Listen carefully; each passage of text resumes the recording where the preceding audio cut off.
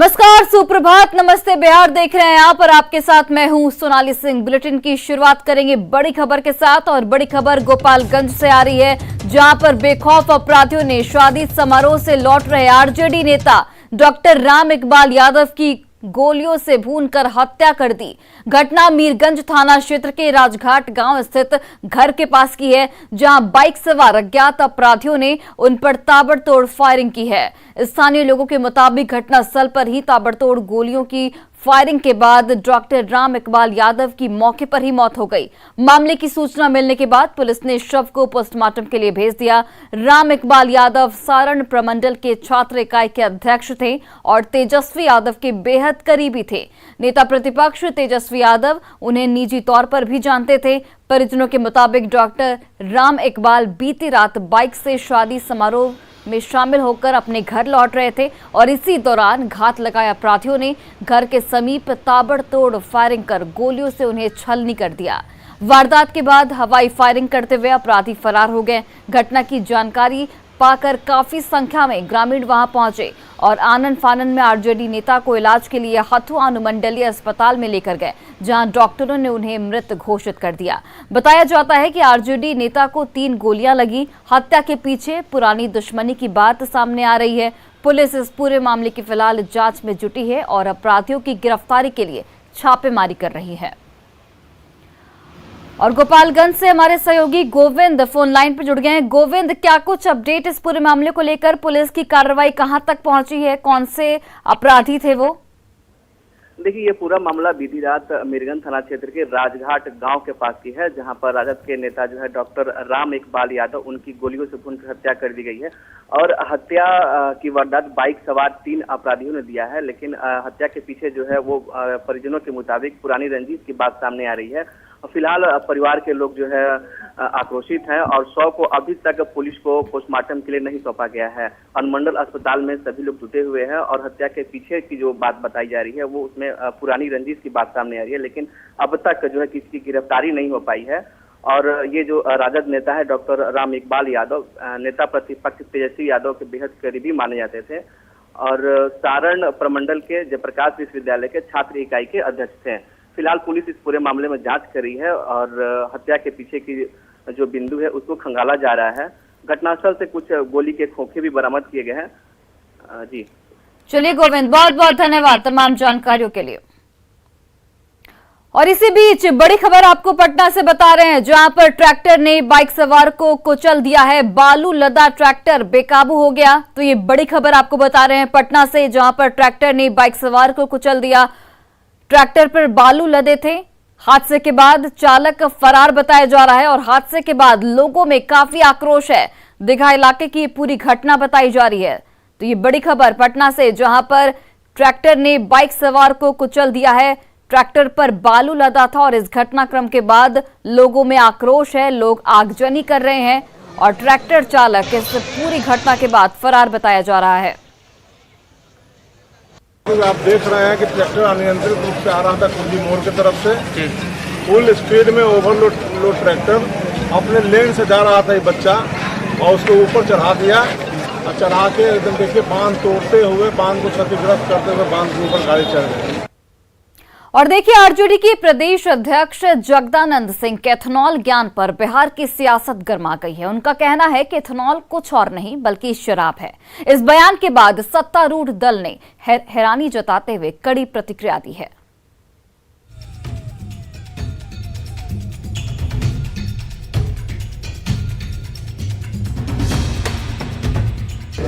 कैसे petrol diesel के साथ वो काम करेगा और पहले तो 10%, अब तय हो गया 20% भी पेट्रोल डीजल में लगेगा। अब कितना पेट्रोल और डीजल बाहर से मंगवाना पड़ता है। अगर एथेनॉल बन जाएगा तो देश को कितना लाभ होने वाला, इसलिए बहुत अच्छा हुआ। और आज देख लीजिए, यही हमको अभी दिखाए एथेनॉल, हमको इतना अच्छा लगा देखने में, यही एथेनॉल। तो इसी के लिए हम लोग इतना प्रयास शुरू से कर रहे थे। 30 अप्रैल को पूर्णिया के परोरा में अनाज से इथेनॉल का उत्पादन करने वाले एक नए संयंत्र का उद्घाटन करने के बाद जब मुख्यमंत्री ने इथेनॉल को देखा था तो ये इथेनॉल उन्हें बहुत सुहा रहा था। लेकिन जिस इथेनॉल को देखकर सीएम खुश हो रहे थे, वही इथेनॉल आरजेडी के प्रदेश अध्यक्ष जगदानंद सिंह को फूटी आंख नहीं भा रहा है। वो कहते हैं कि इथेनॉल कुछ नहीं, शराब है। इथेनॉल पर भड़के जगदानंद सिंह यही नहीं रुके, उन्होंने तो ये तक कह दिया कि सीधे इथेनॉल का उत्पादन कोई पागल ही कर सकता है। तुम शराब बनाओगे, ethanol is nothing, that is शराब। शराब, ethyl alcohol, ethanol, methyl alcohol, अरे बाबा सब एक चीज है, लेकिन बाई प्रोडक्ट से बनता था, ये डायरेक्ट बनाए थे। पागल ही डिसीजन ले सकता है। It's not industrialisation, destruction of the state, people's interest and people future. 105 crore की लागत से बना देश का पहला ग्रीनफील्ड ग्रेन आधारित ये प्लांट बिहार के औद्योगिक विकास का प्रतिनिधि बनकर हर रोज 65,000 लीटर इथेनॉल उत्पादित कर रहा है। सरकार का दावा है कि बिहार देश का सबसे बड़ा इथेनॉल उत्पादक राज्य बनेगा। ऐसे में जगदानंद सिंह ने जब इथेनॉल को शराब के बराबर में लाकर खड़ा कर दिया तो जेडीयू ने भी कड़ी प्रतिक्रिया दी। पता नहीं, दुनिया चलती है सीधे, आरजेडी उसके नेता चलते हैं तिखे, विरले हैं भाई अपने में। इथेनॉल सबसे पहली बात एक्टिव इंग्रेडिएंट है शराब बनाने का, खुद शराब नहीं है। अकेले कोई इथेनॉल पी जाएगा ना तो उससे इंद्र भगवान के दरबार पहुंचेगा सोमरस लेने के लिए। इथेनॉल एक एक्टिव इंग्रेडिएंट है शराब का, वो खुद में शराब नहीं है। इथाइल अल्कोहल जरूर कहते हैं उससे, लेकिन जगता बाबू ये कैसे भूल गए कि आज ऑल्टरनेट फ्यूल की बात हो रही है, उसमें इथेनॉल का क्या रोल है। पूरा विश्व पागल है इथेनॉल के पीछे। अकेले बिहार 12 करोड़ लीटर प्रोड्यूस करता है, 12 करोड़। उधर बीजेपी ने भी जगदानंद सिंह के इस बयान पर तीखा हमला किया है। पार्टी ने उनके बयान पर हैरानी जताते हुए उनके ज्ञान को हास्यास्पद बता दिया। इथेनॉल से गाड़ियां चलेगी, आदरणीय जगता बाबू के ज्ञान पर मुझे अजब तरीका का हास्यास्पद लगता है कि राजद में कौन सा ज्ञान चलता है कि विकास को इनको अच्छा नहीं लगता है। अब इथेनॉल से इनको शराब नजर आ रहा है, तो ये ज्ञान पता नहीं इनको कहां से आया है। इथेनॉल के उत्पादन को शराब का उत्पादन कहकर जगदानंद सिंह ने सरकार की महत्वाकांक्षी योजना पर चोट किया है। सरकार इथेनॉल प्लांट को औद्योगिक विकास के क्रम में एक बड़ी उपलब्धि मानती है। ऐसे में इस बयान को लेकर भविष्य में वार पलटवार का दौर जारी रह सकता है। न्यूज 18 के लिए पटना से रवि एस नारायण की रिपोर्ट। और देखिए, चुनाव आयोग ने 15 राज्यों की 57 राज्यसभा सीटों पर चुनाव का ऐलान कर दिया। इसमें बिहार की 5 और झारखंड की 2 सीटें शामिल हैं। 10 जून को इन सभी सीटों पर चुनाव होगा। इस रिपोर्ट को देखिए।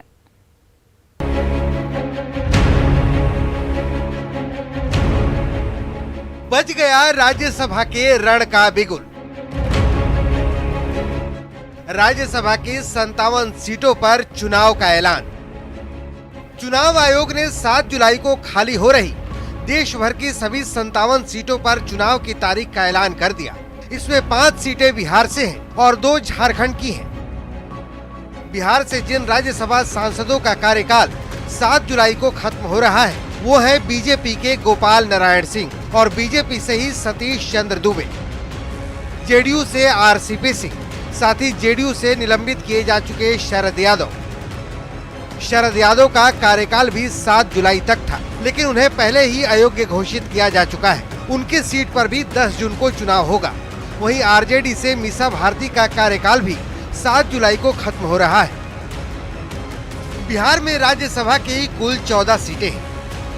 इसमें आरजेडी के पास सबसे ज्यादा 5 सीटें हैं। जेडीयू और बीजेपी के पास 4-4 सीटें हैं और कांग्रेस के पास 1 सीट है। जिन 5 सीटों पर चुनाव होना है उनमें 2 जेडीयू की और 2 बीजेपी की है, जबकि 1 आरजेडी की है। बिहार विधानसभा में जैसी दलगत स्थिति है उसमें जेडीयू की तरफ से 2 सदस्यों का राज्यसभा जाना संभव नहीं है, जबकि आरजेडी पहले के मुकाबले मजबूत स्थिति में है। बिहार के बाद झारखंड की बात करें तो झारखंड से भी राज्यसभा की 2 सीटें खाली हो रही हैं। बीजेपी के महेश पोद्दार और बीजेपी के ही मुख्तार अब्बास नकवी का कार्यकाल 7 जुलाई को खत्म हो रहा है। इन दोनों सीटों पर भी 10 जून को चुनाव होगा। आज की स्थिति में झारखंड विधानसभा में जो दलगत स्थिति है, उसको देखते हुए बीजेपी अपनी दोनों सीटें बचाने में सक्षम नहीं दिख रही है। न्यूज़ 18 के लिए पटना से शैलेंद्र कुमार के साथ ब्यूरो रिपोर्ट। और नीतीश कुमार को पटना की चिंता है। बारिश के मौसम में पटना फिर से नर्क न बन जाए, इसलिए नीतीश कुमार अचानक संप हाउस का निरीक्षण करने पहुंच गए। तैयारियों को देखा और अधिकारियों को जरूरी दिशा निर्देश दिए। इस रिपोर्ट को देखिए।